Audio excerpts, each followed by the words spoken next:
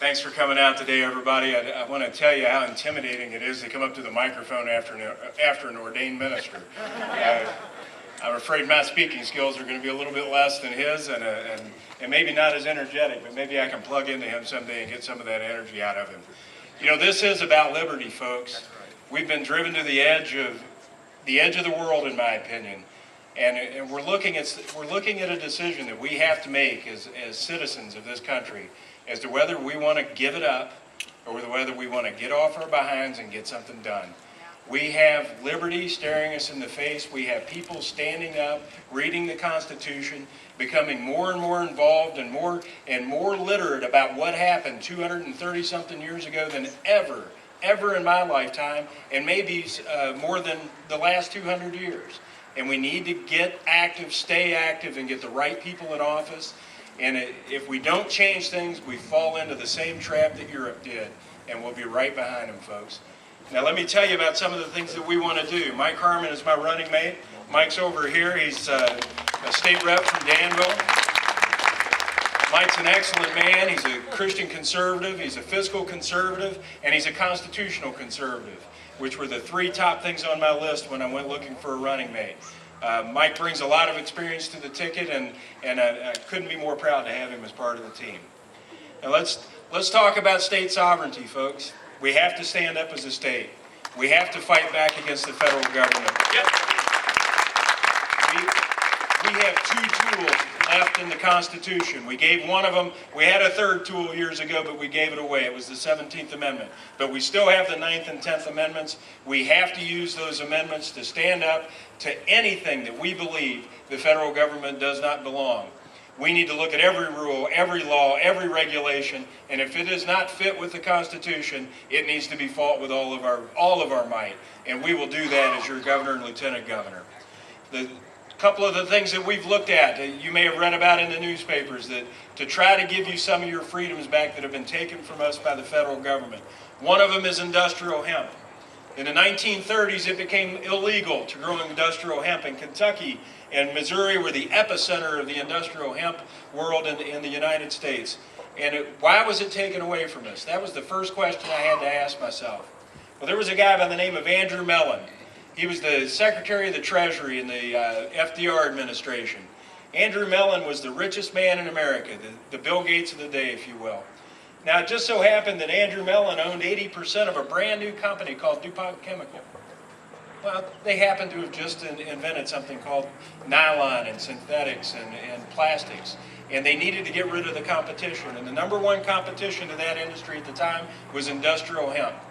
He had his future son-in-law, who was the head of that day's DEA, draft some legislation to make hemp illegal so that it would pave the way for DuPont Chemical to become a robust and rich company.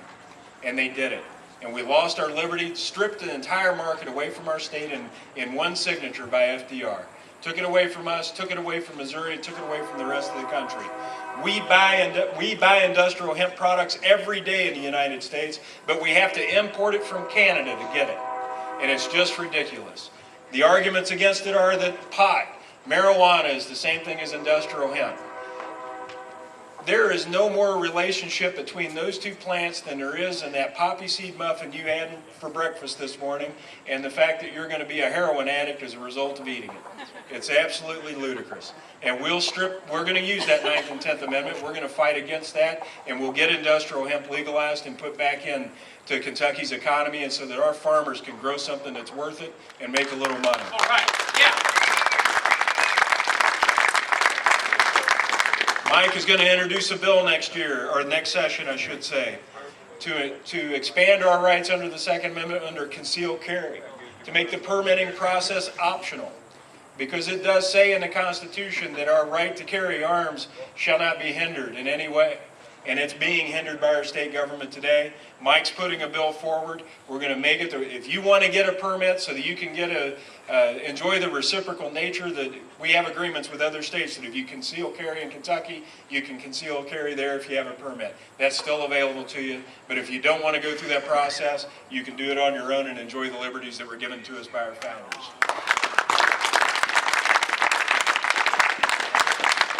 I want to talk about another area of freedom that some people don't think about, and that's public school choice. You guys saw the newspapers this week. They put out a new round of test scores, and to no one's surprise, our kids are failing at such a rate that it totally confounds the people that are even in the system themselves. We have high schools in Kentucky that have been under the Kentucky Education Reform Act since 1991 that are currently graduating 4% of their students where they're strong enough to enter colleges without remedial education. 4%. 20 years of reform to get 4% educated well enough to enter our colleges and universities. I would be willing to place a side bet with anybody here that I could open a high school, have no curriculum, give everybody every day off, tell them to go home and read stuff on the internet, and 12 years later they would come back and 4% of them would be ready for college. $12,300 a kid is what we bring in every year in local, state, and federal funding to educate our children. $12,300 a kid. When you look, Jim was nice enough to mention school choice scholarships. This is a program I helped start in 1998. We've taken 3,000 low-income kids out of private schools in Jefferson County, out of public schools in Jefferson County, and put them in private schools. These are from families that have an average annual income of $12,000 a year.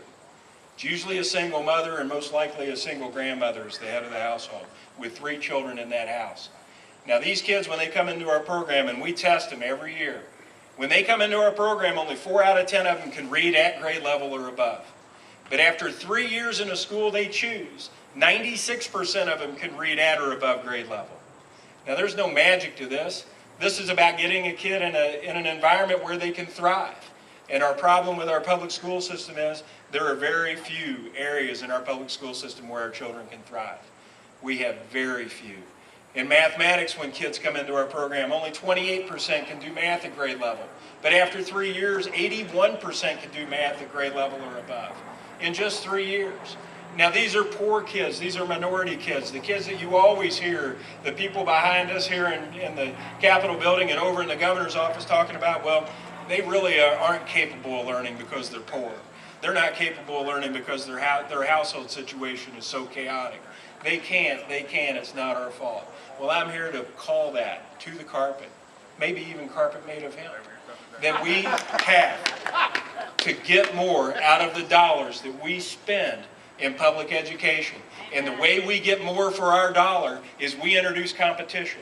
Parents should have the ability to pull their kids out of any failing or out of any public school that their child is not doing well in.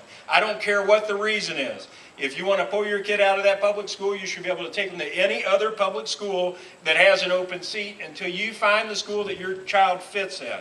And there should be no limitations like districts. You should be able to do it at any time and at any place. We need public charter schools. These are proven public school concepts that have been in existence since 1992 that are designed to help kids that have fallen 2, 3, and 4 years behind get back up to speed in the grade level. They're doing it in the poorest neighborhoods in the largest cities in this country. They're turning kids around in droves. But here in Kentucky, we have a legislature back here that can't get it, that thinks it's a new concept, that Kentucky's different than other places, that they won't work here. Well, I can tell you, folks, they'll work here just as well as anywhere else, and we have to have them now.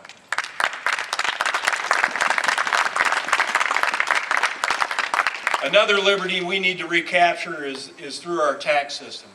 Right now, we have 240 different state taxes, fees, and surcharges that the legislature uses to try to manipulate our daily activity every day. Now, most of you are familiar with things like the income tax and the sales tax, but there are so many other ones that they are manipulating and trying to drive revenue from. I want to eliminate every bit of those taxes and replace it with a single tax, a single rate consumer sales tax on all goods and services. It's at the top, at the retail level. No more taxes on businesses, no more income taxes on individuals, no more embedded taxes on products like alcohol or tobacco or firearms, ammunition, gasoline. That all goes away. We will know exactly what the government is taking from us every time we make a retail transaction because it will be detailed on your receipt. A 6th grader will know what their state obligation is in taxes. And we need to make it that way, and here's why. Profitable companies hire more people. And we need Kentucky to be the place where companies can be the most profitable. If we have the tax system that Mike and I are proposing, we'll have the most competitive state to attract new businesses to Kentucky. And not only will that happen, existing businesses in Kentucky will be more profitable than they've ever been before. It'll bring prosperity to our state, it'll bring jobs to our state, and we'll move up the rankings that we always fail in so often. The last thing I want to talk about is making this building behind us and all of the things that they control much, much smaller. You guys are familiar with the base realignment commissions that happened at the military, at the federal level for the military about 10 years ago, where they had a group that went around and looked at every military base in the United States. They decided on which ones to close, which ones to consolidate, and which ones they might want to open. They made the military base apparatus so much more efficient than it was before, and I want to do the same thing with state government. We're going to look at every corner of state government, and we're going to look for every consolidation opportunity that we have in the back office, consolidating cabinets, and we're going to eliminate any program that we shouldn't be doing or that's unconstitutional, and any state service that can be provided by the private sector.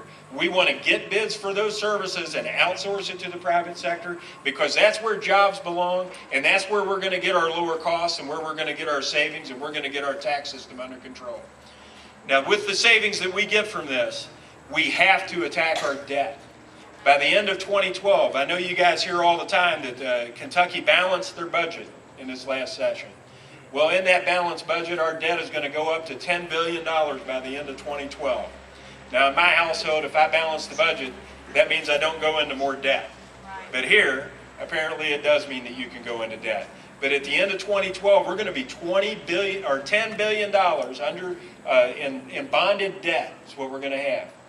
And in addition to that, we have an underfunded state employee pension plan that is $20 billion underfunded. So if you add our debt together, we're $30 billion in the hole as we speak, and we're getting deeper every day because that pension plan obligation is getting bigger every day. Now think about that. That's $7,000 per man, woman, and child in Kentucky in debt. If you're a family of four, your obligation is $28,000 right now. And if that were financed at the state bond tax rates, which hover around 7%, that would be close to $500 a person a year in interest that we're paying right now. Folks, our debt is 4 times our annual tax receipts in Kentucky. 4 times. If you were to go to the bank and you owed four times your annual income and you tried to borrow a dime, they would laugh you into the streets. They wouldn't lend you a thing. And we have legislators here and a governor that are whistling through the graveyard. They think everything's fine. We can just keep rolling this debt and keep rolling this debt and get it bigger and bigger. Well, someday it collapses, and we're going to be in big trouble if we don't put my tax plan in place and use those savings to pay that down to nothing. Now, folks, it's going to be a tough haul. The establishment is against everybody that has shown up today. I promise you. They're working hard in the background to shut us out of events. They're working hard in the background to keep people from volunteering to support our campaigns. They're going to try to choke off any penny of funding we can possibly get. But we have to stay true, we have to stay strong, and we have to get our state under control. Thank you very much.